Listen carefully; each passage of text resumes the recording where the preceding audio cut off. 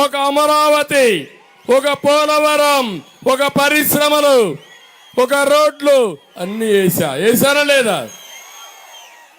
దానివల్ల ఒక్కసారి సూక్ష్మంగా చెప్తున్నా ఇక్కడ వాళ్ళందరికీ, విభజన జరిగినప్పుడు తెలంగాణకి ఆంధ్రప్రదేశ్కి 35,000 రూపాయలు తలసరి ఆదాయం తక్కువ ఉండేది మంది. అంటే తెలంగాణలో 135 వస్తే మంది 100 రూపాయలే వచ్చేది. నేను అక్కడి నుంచి ఆలోచించాను, మీరు కూడా ముందుకు పోవాలని ఒక నిర్దిష్టమైన ప్రణాళిక తయారు చేసుకున్నాను. 5 ఏళ్లు కష్టపడ్డాను. 135 నుంచి ఆ వ్యత్యాసం 127కి తగ్గించాను.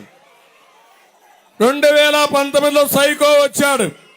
సైకో వస్తే ఇప్పుడు వ్యత్యాసం చూస్తే 145కి పెరిగిపోయింది. 127 నుంచి 147కి పెంచేశాడు.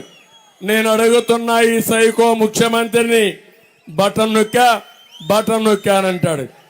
నువ్వు బటన్ నొక్కావు, ఎవరికి లాభం వచ్చిందా తమ్ముళ్ళు అని మిమ్మల్ని అడుగుతున్నా. బటన్ నొక్కి మీకు ఇచ్చింది 10 రూపాయలు, అవునా కాదా? బటన్ నొక్కి మీ మీద భారం ఎంత తెలుసా? 100 రూపాయలు, అవునా కాదా?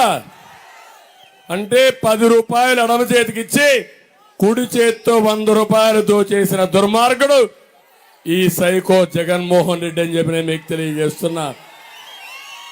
మీ దగ్గర 100 రూపాయలు దోచేశాడు, కానీ ఆయన దోపిడీ చూస్తే మద్యంలో, ఇసుకలో, భూముల్లో అన్నిట్లో దోచేసింది 1000 రూపాయలు దోచేశాడు.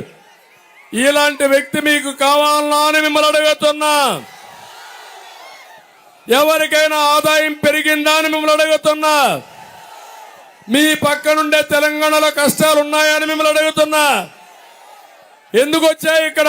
చేతగాని దద్దమ్మ, సవట, పనికిరాని వ్యక్తి ముఖ్యమంత్రి అయ్యి, ఏ తమ్ముడు, చెప్పింది నా జనది, నువ్వే జనసేన చెప్పింది నాల, మీరు వెనకాల కనపడదంటే త్వరగా రండి, ఈ పక్కన సైడ్కి రండి.